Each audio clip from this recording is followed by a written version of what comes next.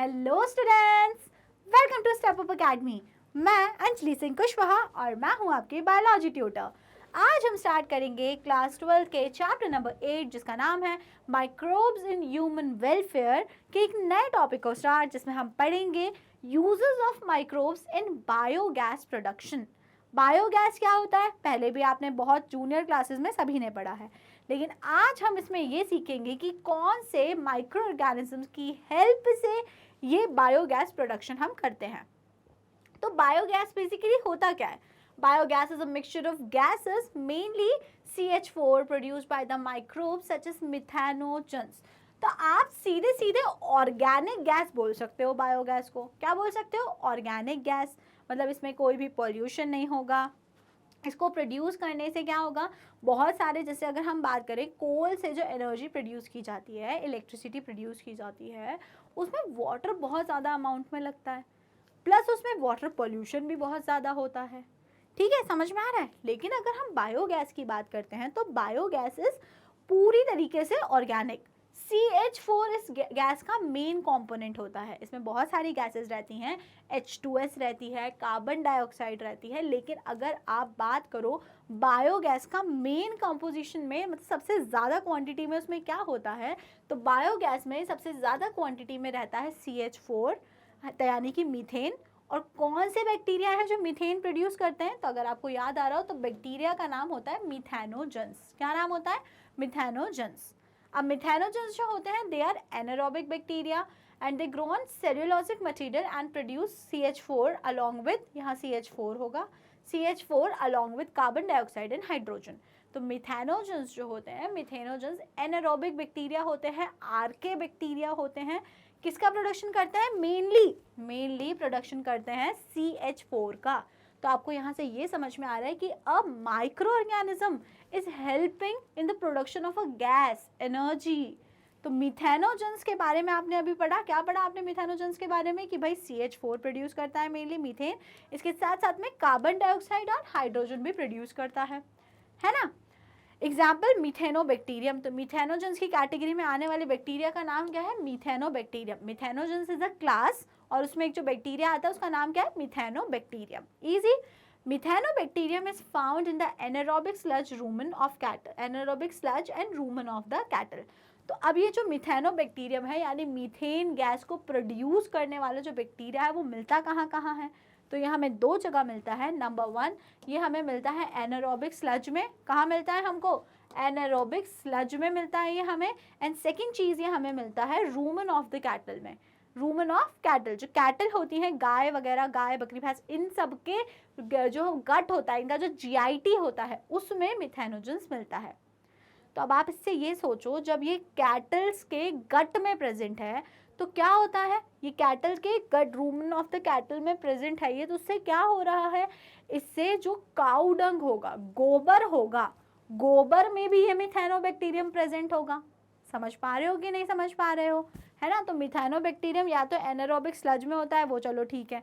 दूसरी चीज rumen of cattle में होता है। मतलब कि जो गोबर होगा, गाय गोबर करेगी, भैंस गोबर करेगी, तो डंग जो होगा, द काउ डंग और द बफेलो डंग, डंग में भी प्रेजेंट होगा मिथेनोबैक्टीरियम। ये मैं आपको क्यों बता रही हूँ? क्योंकि जो बायोगैस है उसको गोबर गैस भी बोलते हैं और वो किससे बनती है? It is mainly formed with the help of Dang.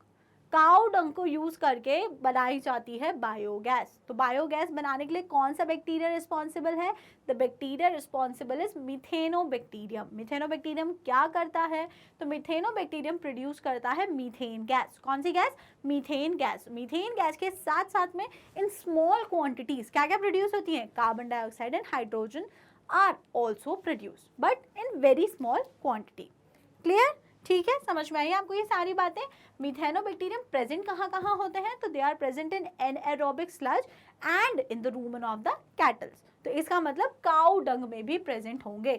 So this is the entire setup of biogas production.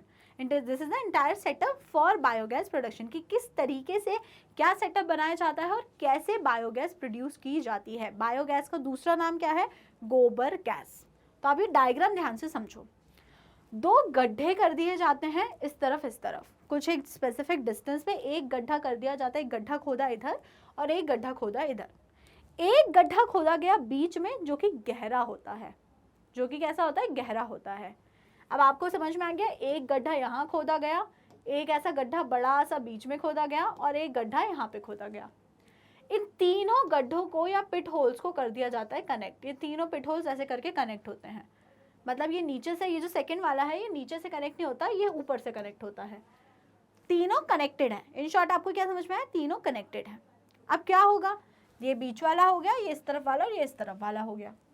जो बीच वाला होल है इसमें क्या करते हैं, जो बड़ा वाला गड्ढा है उसमें क्या करते हैं, एक बड़ी सी ये मेटालिक प्लेट फिट की जाती है। क्या फिट की जाती है, बड़ी सी मेटालिक प्लेट उसको पूरा कवर करते हुए उसके ऊपर लगाई जाती है। काफ़ी बड़ा किया जाता है, उसके ऊपर ये मेटालिक प्लेट फिट की जाती है। अब क्या करते हैं, इसमें से एक आउटलेट पाइप होता है। आउटलेट पाइप, आउटलेट पाइप का क्या मतलब है, आउटलेट पाइप का मतलब जिससे गैस बाहर आएगी, जिससे गैस बाहर आएगी। तो इसमें क्या फिट होता है, आउटलेट पाइप। क्लियर हो गया। बीच वाले में क्या क्या होगा समझ में आ गया। तो बीच वाला जो होगा वो थोड़ा गहरा होगा, इधर इधर वाले दोनों पिट होल्स से कनेक्टेड होगा। उसमें हम क्या करेंगे, उसमें हम लोग एक बड़ा सा मेटालिक, उसमें ऊपर एक लिड ढक्कन टाइप का फिट करेंगे और उसमें एक आउटलेट चैम्बर भी क्या होता है, प्रेजेंट होता है।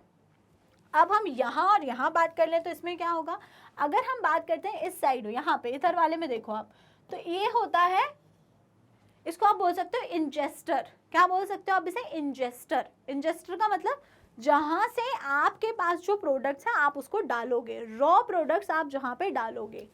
तो रॉ प्रोडक्ट्स में आपके पास क्या है, the cow dung, all the organic waste and the water.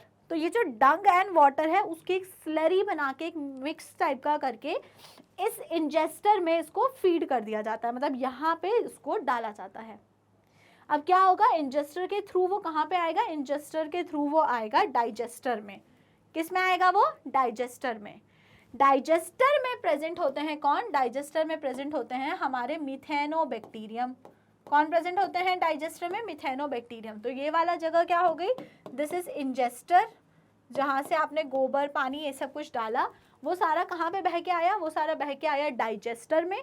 Digester में कौन से बैक्टीरिया प्रेजेंट है, मिथेनोबैक्टीरियम प्रेजेंट है, जो इस स्लरी पे, गोबर पानी की डंग वाटर स्लरी पे एक्शन करेंगे और मीथेन गैस का प्रोडक्शन करेंगे। अब आप बोलो तो खुद ही निकाल देते हैं गैस, अरे खुद ही नहीं निकालेंगे भाई, वो जो गोबर है उसमें भी मिथेनोबैक्टीरियम है, यहाँ पे जो कंडीशंस है उसमें भी मिथेनोबैक्टीरियम है। वो मिथेनोबैक्टीरियम को यहाँ पे सारी सूटेबल कंडीशंस मिल जाएंगी और वो वहाँ पे डिवाइड करके मीथेन गैस का प्रोडक्शन करेंगे। अब ऐसा नहीं होगा जितनी गैस बनी उतनी पूरी निकल गई, ऐसा कभी नहीं होगा। गैस यहाँ पे डाइजेस्टर में फॉर्म होती जाएगी और यहाँ पे उस गैस को स्टोर करने के लिए एक गैस होल्डर चेम्बर बनाया जाता है, जिसमें वो गैस स्टोर होती जाएगी। जिसमें क्या होती जाएगी, वो गैस स्टोर होती जाएगी। जब वो पूरा जो होल्डर है जिसमें गैस स्टोर होती है, जब वो पूरी तरीके से फिल हो जाएगा, तो ये जो मेटालिक प्लेट ऊपर से लगाते हैं, ये जो मेटालिक प्लेट ऊपर लगी है, वो मेटालिक प्लेट वाइब्रेट करने लगेगी ड्यू टू, क्यों, बिकॉज गैस वहां पे पूरे ऊपर तक फिल हो गई है।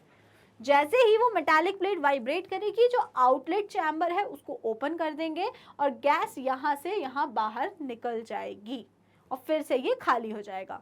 फिर से डंग एंड वाटर डालेंगे, फिर से यहाँ पे मिथेनोबैक्टीरियम का एक्शन होगा डाइजेस्टर में और गैस प्रोड्यूस होकर यहाँ स्टोर होगी। जब गैस फुल हो जाएगा तो गैस को यहाँ से निकाल लिया जाएगा। This is the whole setup of biogas plant. साथ में अब जो यहाँ वाला एक पिट होल था, इससे क्या किया गया, जब सारा पूरा वहाँ पे मिथेनोबैक्टीरियम का एक्शन कंप्लीट हो गया, तो जो यहाँ से फेड किया था इंजेस्टर से, अब उस रॉ मटेरियल को हटाना भी पड़ेगा, उस रॉ मटेरियल को हटाना भी पड़ेगा। अब वो हमारे किसी काम का नहीं रह गया, वेस्ट बच गया। वेस्ट तो मैंने पिछली क्लास में आपको समझाया था, जो भी बचा खुचा रहता है उसको आप हमेशा बोलते हो स्लज। क्या बोलते हो आप उसे, हमेशा स्लज। तो यहाँ पे जिस वाले काउ डंग की प्रोसेस हो चुकी है, उसके मिथेनोबैक्टीरियम काम कर चुके हैं, बायोगैस प्रोड्यूस हो चुकी है, अब वो हमारे लिए वेस्ट है, सिर्फ वो हमारे लिए कचरा है, स्लज है, तो उसको हम निकाल लेते हैं स्लज कंटेनर। मतलब स्लज जहाँ पे पूरा इकट्ठा हो रहा है, स्लज एक्यूमुलेटर में सारा पूरा जो रिमेनिंग काउ डंग है उसको वहाँ पे इकट्ठा कर लिया जाता है, कलेक्ट कर लिया जाता है। अब उसके बाद में क्या होगा, इस स्लज का क्या होगा, इस स्लज को कन्वर्ट कर दिया जाता है मैन्योर में। मैन्योर मतलब खाद, काय में कन्वर्ट कर दिया जाता है? मैन्योर में। और मैन्योर में खाद है तो उसको प्लांट्स में डाल दिया जाता है, जिससे प्लांट्स को प्रॉपर अच्छी ज़्यादा ग्रोथ होती है, न्यूट्रिएंट्स मिलते हैं तो प्रॉपर वो ग्रो करते हैं। तो इस पूरे सेटअप में आपको जो कहानी समझ में आई कि कुछ भी केमिकल इन्वॉल्व नहीं हुए, everything is organic and biological. That is why this is the best source of energy. मतलब कि एक ऐसा बिल्कुल ही आप बोलते हो ना कि इसमें कोई सा भी वेस्ट प्रोड्यूस नहीं होता है, ठीक है। तो ये बिल्कुल भी हजार्डस नहीं है, हार्मफुल नहीं है, और इसमें कोई भी जीरो वेस्ट प्रोडक्शन वाला एक ऐसा एनर्जी सोर्स है। ये क्लियर हुआ? तो यहाँ कुछ बातें लिखी हैं, स्टेप्स लिखी हुई हैं, जैसे क्या क्या करते हैं। A concrete tank 10 to 15 feet deep to collect bio waste and slurry of dung. एक गड्ढा करा है यहाँ पे, कॉन्क्रीट का टैंक बनाया जिसमें ये सारा स्लरी वगैरह कलेक्ट करेंगे। A floating cover is place over the slurry which keeps on rising as the biogas is produce. अभी समझाया था ना मैंने आपको, यहाँ पे एक फ्लोटिंग कवर रखेंगे मेटालिक, जो ऐसे करके मूव करेगा जब इसमें गैस फिल हो जाएगी। Second, outlet to supply biogas. एक आउटलेट लगा दिया यहाँ पे, इसको क्लियर कर देते हैं, लेबलिंग्स देख लो। एक ये आउटलेट पाइप लगा दिया जिससे बायोगैस बाहर जाएगी। एंड ये क्या है? Outlet to remove spent slurry. जो भी स्लरी है वहाँ पे बचा खुचा है उसको यहाँ से निकाला, है ना, जो भाई हो चुकी है, जो बन गया स्लज बन गया, उसको वहाँ से निकाला और उसको हम कन्वर्ट कर लेते हैं मैन्योर में, and it is beneficial for plants. समझ आ गया? बहुत इजी कंसेप्ट है बायोगैस का, कुछ भी इसमें बहुत डिफिकल्ट नहीं है, प्लस बचपन से पढ़ते आ रहे हैं तो तब भी इसलिए वो डिफिकल्ट नहीं लगता। Indian agriculture research institute IARI and khadi and village industries commission KVIC develop technology of biogas production in India. तो ये दो एसोसिएशंस थी जिनके कारण इंडिया में बायोगैस प्लांट का डेवलपमेंट हो पाया। Now it is very very famous. आज भी कई रिमोट एरियाज हैं, कोई रिमोट विलेजेस ऐसे हैं जहाँ पर एनर्जी का सोर्स सिर्फ और सिर्फ बायोगैस है। अभी वहाँ पे इलेक्ट्रिसिटी, हाइड्रो इलेक्ट्रिसिटी ये सब नहीं पहुँची है, तो they are just using the biogas. LPG भी नहीं है, तो कई जगह पे तो आप मानिए बायोगैस को ही यूज़ करके वहाँ कुकिंग एंड ऑल करी जा रही है। समझ में आया आपको? सिग्निफिकेंस समझ में आया बायोगैस का क्या है? And also you learn about the 2 different committees that are responsible for developing biogas plants in India. Clear? कोई भी डाउट? ईजी था, बहुत ही ईजी था, है ना। So that is it for today. अगर कोई भी डाउट है तो फटाफट से डाउट्स को कमेंट सेक्शन में मेंशन कर दो, और अगर डाउट्स नहीं है या है भी तो तब भी वीडियो को तो कर दो जल्दी से लाइक, और स्टेप अप अकेडमी को कर लो subscribe. Thank you and keep watching.